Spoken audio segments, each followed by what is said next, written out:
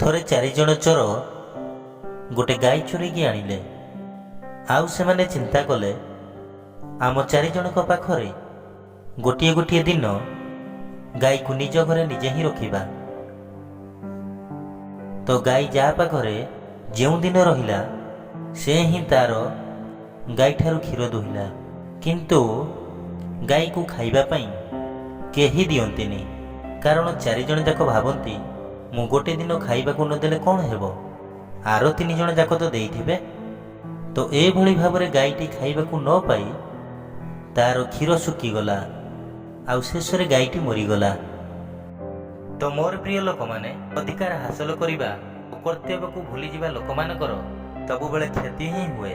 ଚୋରମାନେ ଯେମିତିକି ଗାଈ ଉପରେ ନିଜର ଅଧିକାର ହାସଲ କଲେ, କିନ୍ତୁ କ୍ଷୀର ବାହାର କରିଲା ପରେ ଗାଈକୁ ଖାଇବାକୁ ନ ଦେଇ ନିଜର କର୍ତ୍ତବ୍ୟ ଭୁଲିଗଲେ।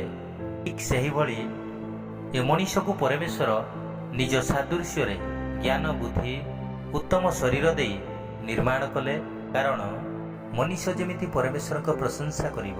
କିନ୍ତୁ ନିଜକୁ ଜ୍ଞାନୀ ଭାବୁଥିବା ମନୁଷ୍ୟ ସତ୍ୟ ପରମେଶ୍ୱରଙ୍କୁ ନିର୍ଜୀବ ଜଡ଼ ବସ୍ତୁ ପଶୁ ପକ୍ଷୀ ପ୍ରତିମାରେ ନିର୍ମାଣ କରି ମିଥ୍ୟା ପରମେଶ୍ୱରଙ୍କ ପାଖରେ ପୂଜା କରି ନିଜର ଅଧିକାର ହାସଲ କଲା। ଏଭଳି ଅନେକ ଅଧର୍ମ ଆଉ ନିରୀହ ଲୋକମାନଙ୍କ ଉପରେ ନିଜର ଅଧିକାର ହାସଲ କଲା।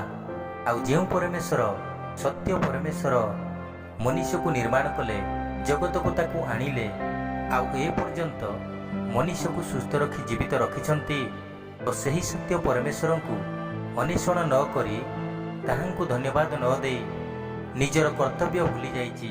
ଏଭଳି ଯେଉଁ ମନୁଷ୍ୟ ଅଧିକାର ହାସଲ କରି ନିଜର କର୍ତ୍ତବ୍ୟ ଭୁଲିଯାଏ, ନିଶ୍ଚିନ୍ତ ଭାବରେ ସେ ଦଣ୍ଡ ପାଇବ। କାରଣ ଯେଉଁ ସତ୍ୟ ପରମେଶ୍ୱର ମନୁଷ୍ୟକୁ ସୃଷ୍ଟି କଲେ, ସେହି ପରମେଶ୍ୱରଙ୍କୁ ଧନ୍ୟବାଦ ନ ଦେଇ ନିଜର କର୍ତ୍ତବ୍ୟ ଭୁଲିଯାଏ, ଶେଷରେ ତାର ନର୍କରେ ହିଁ ବାସ। ତ ଆପଣମାନଙ୍କୁ ଯଦି ଏ ମେସେଜ ଭଲ ଲାଗିଥାଏ, ତାହେଲେ ଅନ୍ୟ ଭାଇମାନେ ଯେମିତି ନିଜର କର୍ତ୍ତବ୍ୟ ଭୁଲି ଅନନ୍ତକାଳ ନର୍କକୁ ଚାଲି ନ ଯାଆନ୍ତି, ସେମାନଙ୍କ ନିକଟରେ ଏ ଭିଡ଼ିଓ ଯେମିତି ପହଞ୍ଚିବ ଆପଣମାନେ ସେୟାର କରନ୍ତୁ। ପ୍ରଭୁଙ୍କ ନାମରେ ମୋର ସମସ୍ତଙ୍କୁ ନମସ୍କାର।